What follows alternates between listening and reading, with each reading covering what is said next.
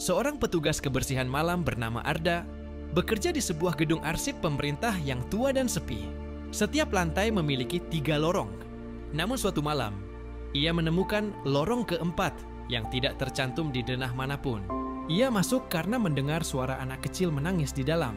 Sejak saat itu, ia terus terjebak dalam versi lain dari gedung itu. Versi yang lebih tua, lebih dingin, dan dipenuhi oleh arsip yang tidak pernah tercatat. Ia melihat orang-orang yang tidak seharusnya ada dan suara tangisan yang terus mengikutinya, meski ia tidak sendiri. Arda mulai kerja malam pertama. Ia sendirian di gedung 7 lantai. Semua lampu mati kecuali lantai ketiga di tengah malam. Ia mendengar suara seperti mainan anak. Padahal gedung ini tidak menerima pengunjung sejak pandemia. Menemukan pintu logam di ujung lantai 4, yang tidak pernah ada sebelumnya. Tidak ada dalam blueprint. Saat dibuka, isinya adalah lorong panjang gelap. Dan di dalamnya, sebuah rak arsip yang tertutup.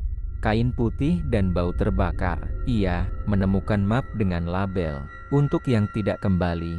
Dilarang dibuka. Isinya foto-foto orang dengan mata dicoret, sidik jari terbakar, dan surat tugas dari tahun 1971. Jam, HP dan jam dinding berhenti pukul 03,11. Arda coba keluar, tapi lorong kembali ke lorong keempat.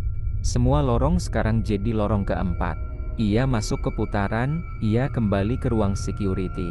Rekaman CCTV memperlihatkan Arda sedang membersihkan lorong keempat.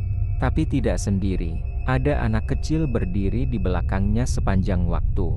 Tapi Arda tidak pernah sadar, di ruang bawah tanah ia menemukan loker petugas malam bernama Wahyu di shift malam 1993. Tapi nama itu tidak pernah tercatat di daftar pegawai.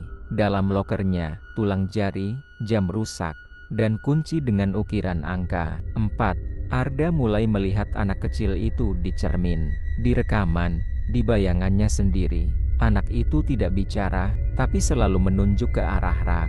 Arsip rahasia korban bencana tahun 1984 rak, yang seharusnya sudah dibakar. Ia menemukan surat terakhir dari petugas sebelumnya. Jika kamu membaca ini, jangan buka rak ke-17, jangan dengar tangisannya, dan jika kamu sudah melihat pintunya, kamu sudah terlambat. Arda mencoba keluar gedung. Tapi setiap kali keluar pintu utama, ia kembali ke lantai keempat. Bahkan jika ia jatuh dari tangga, ia terbangun lagi di depan lorong keempat. Semua waktu kini adalah pukul 03,11. Anak kecil itu akhirnya bicara. Aku diarsipkan, aku dicatat sebagai salah. Tapi aku bukan salah. Mereka salah. Arda menemukan ruangan dengan rak-rak kayu tua dan hanya satu kursi. Di kursi itu, ada jas kerja Arda, tapi sudah lapuk dan berdebu. Di atas meja, petugas shift malam, 1984 tidak diketahui. Cerita berakhir dengan kantor pusat arsip membongkar gedung tua tersebut. Karena tidak pernah tercatat berdiri sejak ke 1980. Tapi dalam foto satelit, setiap tanggal 13 bulan Ganjil, lorong keempat muncul kembali. Dan rekaman CCTV terakhir memperlihatkan seseorang menyapu lantai. Tapi bukan Arda, bukan juga manusia.